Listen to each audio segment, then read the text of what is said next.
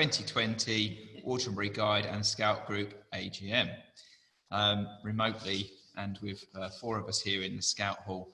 We've got apologies for absence from Claire Worrell and Bex Percy, and we'll move straight on.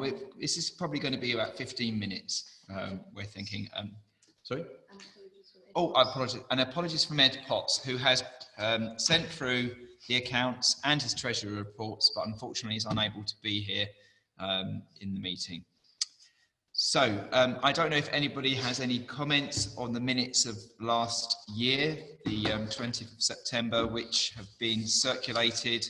We haven't received any, and unless anybody wants to ask any questions on the minutes, we'll move to the group guide leaders report.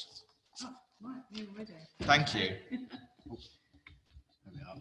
Okay, not a very long report this year. I just wanted to say really the year really started with a lot of enthusiasm for the new programme, and finally the leaders were starting to get to grips with the new badge structure, and lots of planning was happening to allow the girls to achieve the new awards that is part of the new badge structure. But unfortunately, since March, with life being completely turned upside down for rainbows and brownies, we made the decision not to have any meetings, but just maintain contact with the parents and the girls.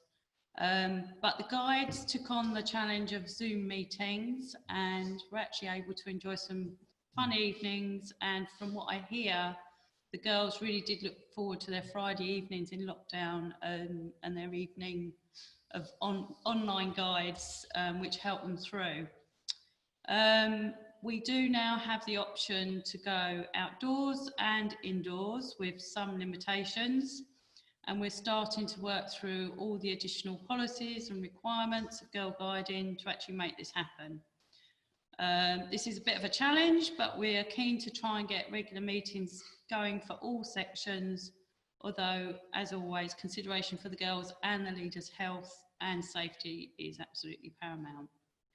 There is really not much else to say this year. It's been such a difficult time for everyone. So many plans, activities, packed holidays, camps have been cancelled, and obviously that's been disappointing. But behind the scenes, huge amounts of time and effort has continually been happening by the leadership team.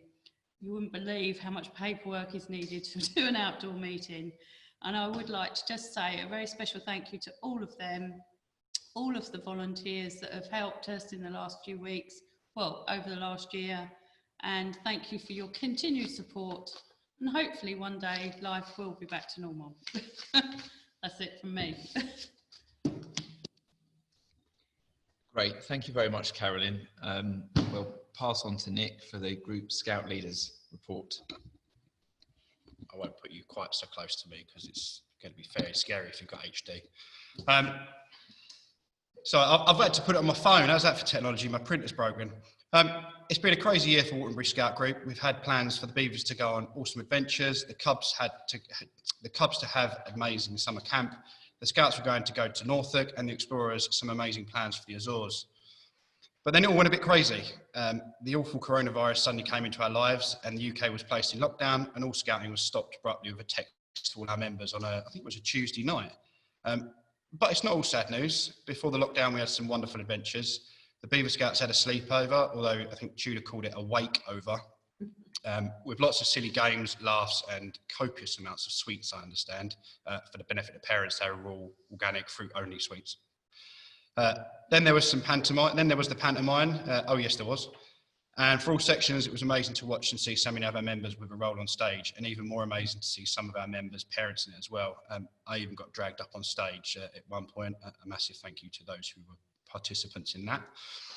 The Cubs managed to go trampolining, have a big campfire and an awesome Christmas party, walk on the Lego Firewalk to raise money for children in need. They also even managed to go climbing. Sadly, Spring Pack Holiday was planned just as lockdown was announced, so they haven't managed to camp this year, but I'm sure Nicola and the Cub team will make up for it when the Cubs can go camping again. Scouts have been swimming, kayaking, climbing, tobogganing and snow tubing, and they even managed to squeeze in a big campfire cook evening. Explorers have been just as busy with fundraising and lots of amazing adventures, including the Balloon Hunger Games, Pizza Night, Chinese New Year and Scavenger Hunt. Sadly, obviously the Azores trip was put on hold, and I know Simon's trying to sort something out for the members and see what the future holds. Even lockdown couldn't stop Wateringbury Scout Group. We had Zoom meetings with all manner of strange and crazy activities, from scavenger hunts to talent shows, quizzes, jokes, cooking lessons, mad challenges, and even general giggles, and armpit fudge and making ice cream, I believe, was one night for the Scouts. For some of our members, it was the only contact they had with their friends in Scouting, and the Zoom meetings meant a lot to them to restore some familiarity in their lives during such a massive change for them. We are aware of the massive mental health impact that our Zoom meetings have had, particularly on some of the younger kids who wouldn't ordinarily see their friends except for Scouting. As we start the new school term, Scouting is allowed to return face-to-face meetings with lots of restrictions to keep us all safe. But we look forward to returning to camping and the awesome activities that Wateringbury Scout Group are used to in the hopefully not too distant future. All that leaves me to say is a massive thank you to all the leaders, young leaders and volunteers for keeping Scouting running during these difficult times. I'm always blown away by your dedication. Also, a big thank you to all the parents who supported us during lockdown, be it giving up your kitchen table for Zoom meetings or allowing your house to be turned upside down for scavenger hunts, or even building a den in the living room for the bigger kids amongst us. One thing to remember, Scouting is not about the destination, it's about the journey. It's been a pretty wild one over the last few months, but we've survived worse and we'll continue to grow strength to strength. Thank you. Super, thank you, Nick. Right, we'll now move on to the Treasurer's report, which has been supplied by Ed, and I'll run through it for you. We're talking here about the year to the 5th of April 2020. So the year end sort of came into the start of the lockdown period. We had total income of £3,200 for the year, which compares to approximately £5,500–6,000 for a normal year, made up of £1,300 maintenance payments and £1,300 gift aid. Maintenance receipts were low, partly due to the uncertainty at the beginning of the year with meetings being cancelled. Some have been recovered since April, so will come into the following year, and arrangements have been made to recover the rest. Gift aid has remained at a similar level. Running expenses for the year stayed quite constant at just over £5,000 in terms of the operational costs, very little in the way of capital costs. If all income had been received within the year, there would have been a slight profit in operations of about £500. So on a normal running basis, we're bringing in enough revenue to cover our costs. But with everything going on at the moment, like most people, there's a bit of a shortfall. 2020-21, with there being no meetings since March, we plan not to charge the sections maintenance for the first 2 terms of the year. Decisions on future terms will be taken in due course once we understand how the sections can operate moving forwards. Since year end, we have also received a £10,000 grant from the council, which Nick fantastically managed to source, and that will help us maintain the HQ through this period and support the sections where necessary. So in terms of funding, the accounts will show statement of monetary assets at the end of the year of about £1,158, but very shortly after year end we had a £10,000 grant. So there is a lot of funding there, although we have a bit of uncertainty around receipts, and we do want to try and do what we can to support the groups. So I think probably compared to a lot of similar groups, we're probably in a better position, albeit that there is that uncertainty there. I don't know if anyone has any questions on the Treasurer's report, which we may or may not be able to answer. If you look at the figures, you'll see that the gas, what appears to be almost a doubling in the cost of gas for the year. Although if you look at 2018, the 2018 expenditure on gas was very similar to 2020. So sometimes we find, depending on when the expenses come in, they get charged to one year more to another. So there hasn't really been a doubling of the cost of gas. We're still probably using a very similar amount. And there's probably a small fluctuation in the actual price. So I think, having reviewed the accounts, I think a lot of our costs are pretty consistent. Some of them have gone down, some of them have gone up a bit, and some of them have been quite stable. So as Ed said, our operating costs are very similar compared to the previous year. If there are no questions, we'll move on to...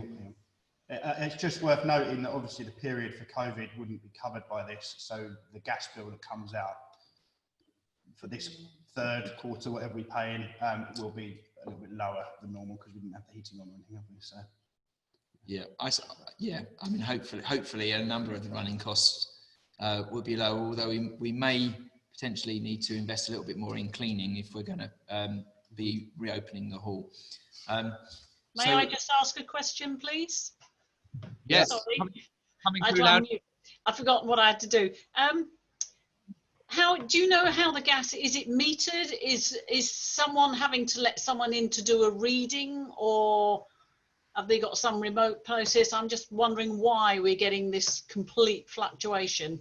It's not to do with necessarily much the meter readings. It's the way we don't allocate the costs proportionately to the months. We allocate the costs in the month the bill is paid. So it's cash accounting rather than, so what we're looking here is at cash accounts really, rather than a time adjusted profit and loss account, if you know what I mean. So what you're saying is we pay a quarterly bill rather than a monthly direct debit? I couldn't confirm that one way or another, and it may be that sometimes sometimes due to the timing of receipts, you might find more being charged in one year than another. And we've seen that with other expense lines in the past, simply where either we might have paid it a bit late, or the bill may have come through a bit late, or but I suspect it's not on regular direct debit, otherwise you'd find a much smoother payment. So I suppose the connected question to that is, have we in recent years looked around and moved the contract to someone else? Because these days they're always telling you should be moving your gas and electricity because it's cheaper rather than staying with the same provider. That's a very good point. We have asked that in the past, but I don't know how recently we've tendered that. And you, as you know, a lot of people may know that if you stick around with the same provider, you tend to get sort of shuffled onto a not so current, not so favourable rate. And like any form of subscription, the more loyal you are, the more you pay. I know that because I'm a publisher. I think it'd be a good action point for Ed to pick up, to look, shop around for a better gas and electricity rate. And actually a really good suggestion, because we want to keep on top of costs where we can. Get a free meerkat as well, don't we? Oh, compare the meerkat. Yeah, baby meerkat even now. Okay, that's great. I suppose we should ask the same question regarding insurance as well, because there's been a lot of publicity around insurance quotes and a lot about the loyal people being penalised. And can I also chuck therefore electricity in the same pot, and assuming we've got different providers for gas and lecky? Yeah, I think for instance, you can check utilities and see if we can get a better deal and give it an action point for Ed, and pick up at the next exec meeting. It's going back, and Ed has changed them fairly recently, but maybe not in a year. Does that make sense? Yeah. Great. Okay. If there are any other questions, we're happy to try and answer them. Otherwise, we'll move on to the next point in the agenda, which is the formation of the new committee, which has been organised, which has been it's a pre-record, as they would say on Steve Wright in the afternoon, which we're not. It's in. There, so.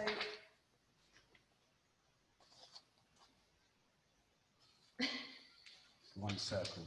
The one circle. Okay, so nominations for the formation of the new committee for 2020. Nominations for the chair. Steve Wright was nominated for the chair by Mark Golding and seconded by Suzanne Rawlinson. Thank you very much. Nominations for the treasurer. Ed Potts to continue, nominated by Helen Keats and seconded by Bex Percy. Nominations received for the Secretary, Corinne Mulcahy, nominated by Dave Mitchell and seconded by John Collett. Thank you very much. All the nominations received. Yeah, thank you, everyone. So thank you, because we did get lots of. Yeah, we had loads of replies. Yeah, we had lots of replies, so thank you. Yeah, much appreciated. Thank you. So that almost brings us to the end of today's meeting. The only thing we have to say is, unfortunately, it is a pity that you can't all be here with us, because we have got 12 bottles of wine and 3 kilos of crisps to eat, but we will do our best to consume them on your behalf. So, should we pan out and do a toast? I can't pan out any further. We're going to have to stand up. So we'll toast you to Distance. yes, to the next year. Thank you very much, everyone. Cheers.